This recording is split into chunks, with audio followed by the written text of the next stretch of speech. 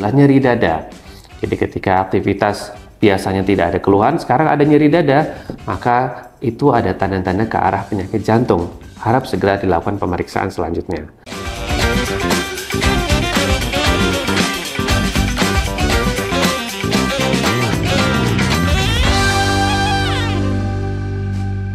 Assalamualaikum warahmatullahi wabarakatuh.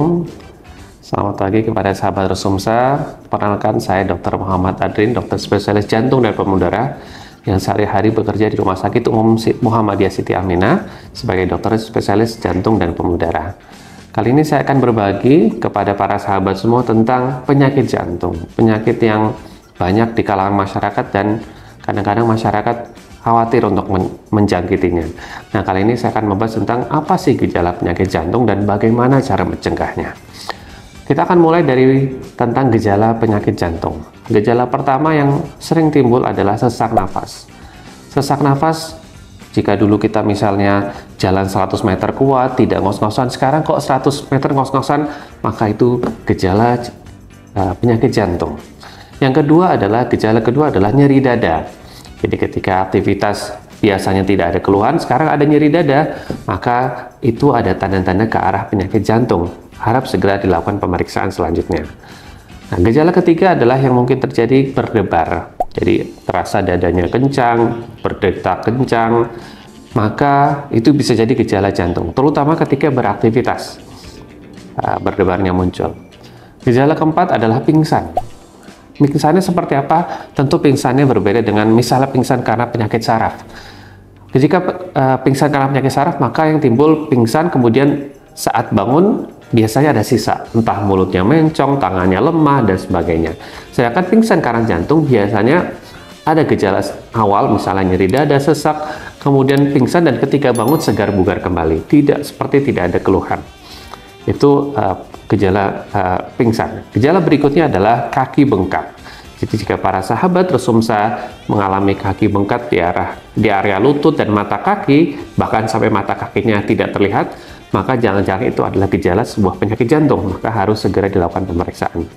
Dan gejala terakhir untuk penyakit jantung adalah tidur, nyamannya posisi duduk. Dulu satu bantal enak, sekarang harus tinggi bantalnya, harus 3 bantal atau lebih, maka itu adalah sebuah gejala penyakit jantung.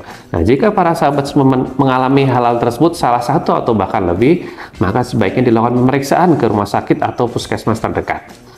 Nah, sekarang kita akan masuk kepada bagaimana cara mencegah penyakit jantung.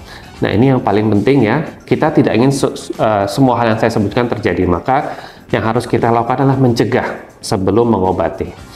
Yang pertama adalah kita harus lihat faktor-faktor apa yang bisa membuat seseorang terkena penyakit jantung.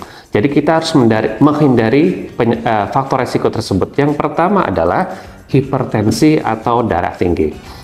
Jadi para sahabat Resumsa, darah tinggi itu suatu hal yang mudah dilakukan, mudah dikerjakan. Tinggal ke rumah sakit, klinik terdekat, dilakukan pemeriksaan tensi, 5 menit selesai kita dapat hasilnya.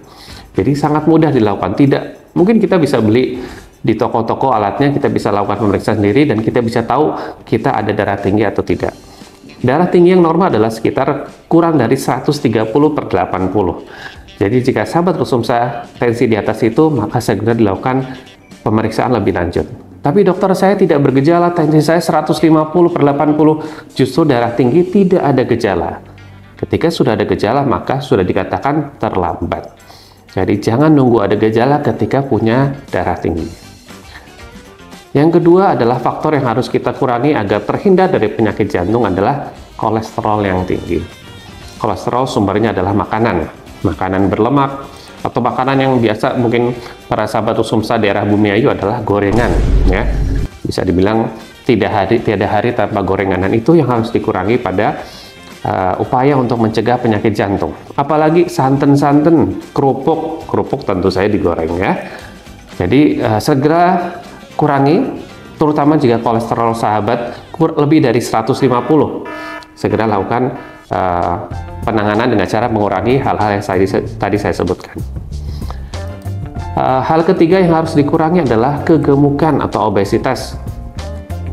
Ini termasuk hal yang sangat berat dilakukan, tapi harus dilakukan karena obesitas semakin lama semakin banyak di Indonesia ini, dan kita harus menghitung rumus berat badan ideal. ada banyak rumus cara menghitung berat badan ideal, tapi saya akan beritahukan cara mudah sederhana saja, yaitu tinggi badan dikurang 100 ya. Misalnya sahabat punya tinggi badan 170, oh berat badan 80, maka 170 kurang 170 kg berat badan ideal. Jika para sahabat di atas 70 bahkan 80, maka dikatakan berlebihan. Nah, itu harus segera dilakukan pengurangan berat badan, tentu saja dengan olahraga dan konsumsinya dikurangi. Lalu apalagi lingkar perut yang berhubungan dengan berat badan atau kegemukan. Lingkar perut yang ideal laki-laki kurang dari 90, perempuan kurang 85. Tapi tidak sama dengan semuanya, karena ada saja laki-laki yang tinggi sekali gitu. Nah, jadi cara yang lebih akurat adalah setengah dari tinggi badan. Jadi lingkar perut maksimal adalah setengah dari tinggi badan. Jadi jika sahabat resumsa tinggi badan 180, maka maksimal lingkar perut adalah 90 atau setengah dari 180. Faktor berikutnya yang harus diubah adalah kencing manis atau diabetes ya. Kencing manis ini kadang tidak bergejala karena tidak dirasakan. Ya, salah satu gejala kencing manis adalah sering lapar, sering haus, dan sering kencing, terutama malam hari. Tapi tidak selalu. Nah, cara mudahnya adalah tentu dilakukan pemeriksaan. Cek gula di sekitar rumah, misalnya di klinik, apotek, puskesmas. Gula darah puasa normal adalah kurang dari 100, dan gula darah 2 jam pasca makan normal adalah kurang dari 200. Jika sahabat lakukan pemeriksaan, angkanya di atas angka itu, maka segera lakukan tindakan. Faktor lainnya atau hal yang harus diubah adalah yang banyak sekali di bumi ayu adalah merokok. Semakin hari semakin banyak usia muda yang merokok, padahal merokok sendiri sangat berbahaya. Sudah jelas di bungkus rokoknya, merokok membunuhmu. Jadi yang bilang bukan dokternya ya. Nah, itu harus di stop. Bisa dikatakan harga mati untuk rokok. Stop sekarang juga, tidak ada kata tidak. Faktor lainnya yang harus kita kendalikan adalah stres. Ya, para sahabat terutama yang sudah tua, biasanya mbah-mbah, kakek nenek sendirian di rumah karena anak cucunya keluar kota merantau sendirian, kadang mungkin kepikiran, akhirnya stres, depresi, itu bisa memicu penyakit jantung. Jadi untuk para sahabat resumsa yang sendirian, coba cari teman di tetangga atau di pengajian, bisa arisan, sehingga tidak membuat para sahabat stres dan akhirnya bisa memicu penyakit jantung. Faktor lain yang penting adalah berolahraga ya. Malas berolahraga membuat seseorang mudah terjangkit penyakit jantung. Jadi lakukan olahraga. Apa saja yang mudah saja, berjalan. Berapa sih dok jalan yang paling baik? Lebih dari 6.000 langkah. Semakin banyak semakin bagus. Per hari 6.000 langkah per hari, atau kira-kira sekitar 3-5 kilo atau sekitar setengah jaman berjalan. Apalagi berenang, sepeda, jogging, tenis meja, sepak bola tapi yang ringan tentu, yang tidak kompetitif, itu bisa dilakukan. Apalagi olahraga yang penting, olahraga angkat beban. Olahraga kita sebutnya resistance training ya. Jadi untuk menguatkan otot kita, itu juga perlu dilakukan. Dan rekomendasinya untuk olahraga dilakukan 60 menit dalam seminggu. Jadi silakan bagi waktu dalam 7 hari, bagaimana caranya, minimal 60 menit olahraga dalam 7 hari itu. Dan terakhir, hal yang bisa kita lakukan adalah menjaga makanan kita dengan makanan yang sehat. Makanan sehat, ada sayuran di tiap kali makan. Paling baik makan sayur dulu, baru kemudian makan nasi dan teman-temannya. Apalagi protein hewani coba dikurangi. Yang biasa makan daging ayam, kambing, sapi, sekarang diganti dengan tahu, tempe, dan protein-protein nabati. Apalagi jenisnya, yang biasa digoreng, sekarang diganti dikukus, direbus, ditumis. Dan kemudian adalah kurangi karbohidrat berlebih. Nah, ini penyakitnya orang bumi ayu, nasinya banyak, lauknya sedikit, sehingga membuat kita gampang gemuk dan akhirnya gulanya naik. Ya, jadi kurangi nasi, ubi, singkong, roti, jagung, itu sumber karbohidrat.